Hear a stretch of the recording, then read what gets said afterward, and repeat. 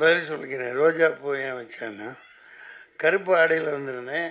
கருப்பு தான் இன்றைக்கி அடிக்குது எல்லாத்தையும். சரி, ஒரு இந்த கொத்தேனி எங்கே என் கை கிடைக்க போகுதோ, பாவம் தயாரிப்பாளர் ரொம்ப செலவழித்து கொண்டாந்தாரா, சரி ஒன்றை எடுத்துக்குவோம்.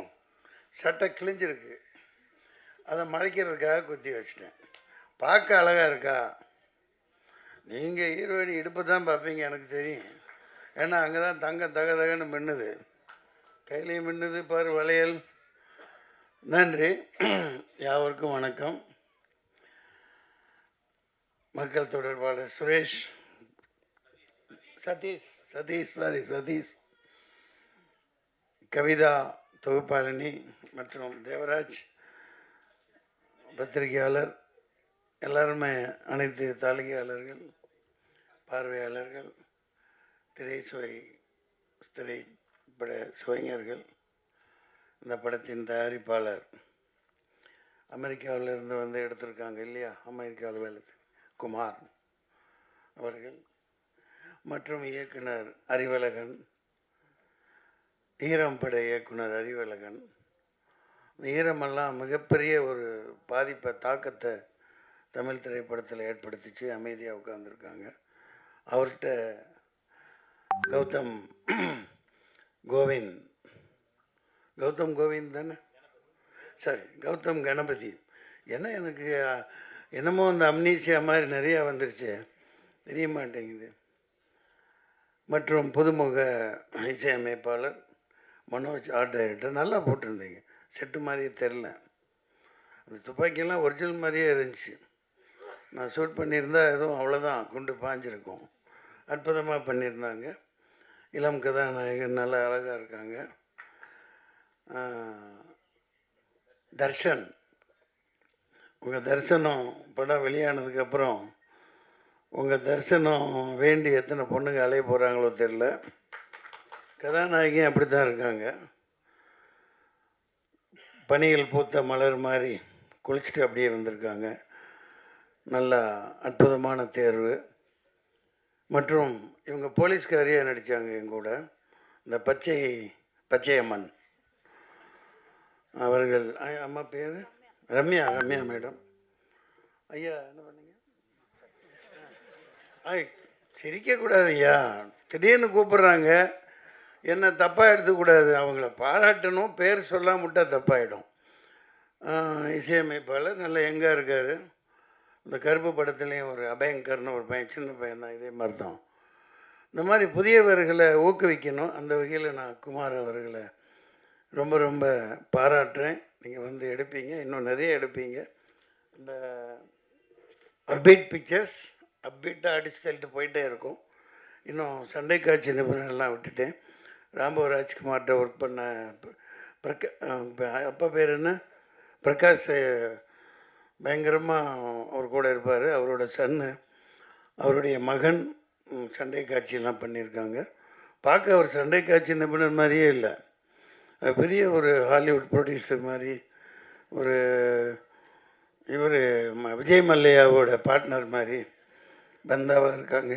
அந்த மாதிரி சொல்லிகிட்டே போகலாம். அற்புதமாக இருக்குது. மத்தியான வேலை, சாப்பாட்டு வேலை வேறு ஆயிடுச்சு. இந்த படத்துக்கு சரண்டர்னு பேர் வச்சுருக்காங்க. ஆனால் அது உள்ள அறம் கூற்றாகும் அப்படின்னு ஒரு அற்புதமான அறத்தை தொகுப்பாளனி இளங்கோவடிகள் கூற்றிலிருந்து எடுத்து சொன்னாங்க. அது அற்புதமாக பேசுகிறாங்க, அதை பாராட்டணும் அவங்கள. சரண்டர் சரியான நேரத்தில் வருது. இது 10ஓடு 11 இருக்க போகிற படம் இல்லை. அதில் அந்த உத்வேகமும் அதில் ஆவேசமும் அந்த எடுப்புகள் அனைத்திலும் அவர் அறிவழகன் பேரை அவர் மாணாக்கர் கௌதம் கணபதி காப்பாற்றுவார்னு நினைக்கிறேன். நிச்சயமாக நல்லா இருக்கும். சரண்டர், சென்ட்ரலுக்கு ஸ்டேட் சரண்டர், ட்ரம்ப்கிட்ட மோடி சரண்டர், பொண்டாட்டிகிட்ட புருஷன் சரண்டர். எல்லாம் வரின்னு போட்டு அது என்னென்னமோ வரி கண்டுபிடிச்சி போடுறாங்கப்பா.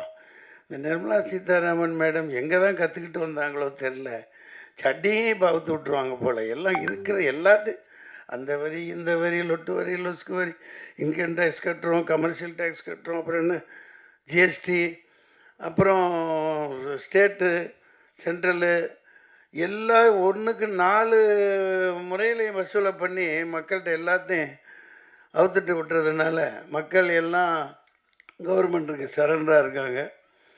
அதனால் இந்த தேர்தலில் ஒரு மாற்றமும் புரட்சியும் வெடிக்கணும் இந்த படம். அதுக்கு ஒரு முத்தாய்ப்பாக அமையும்னு நினைக்கிறேன். இனிய மத்தியான வேலை உங்களை சந்தித்ததில் மகிழ்ச்சி.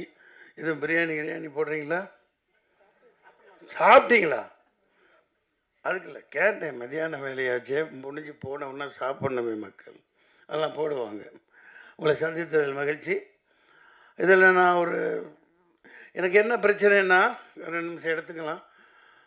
எனக்கு போவேன், என் மேனேஜர் சொல்லுவான் இங்கே ஷூட்டிங்க இந்த இது அவ்வளோதான். நான் யார் என்னென்ன பார்க்க மாட்டேன். அதனால தான் கொஞ்சம் அந்த அறிவழகனை பார்த்து எனக்கு அடையாளம் தெரியல, சொல்கிறது இல்லையா. நான் பாட்டுக்கு நடிப்பாச்சே முடிச்சுட்டு நான் பாட்டுக்கு வண்டியில் உட்காந்து போயிட்டே இருப்பேன். அப்படி பழகிட்டோம் இவ்வளோ வரைக்கும்.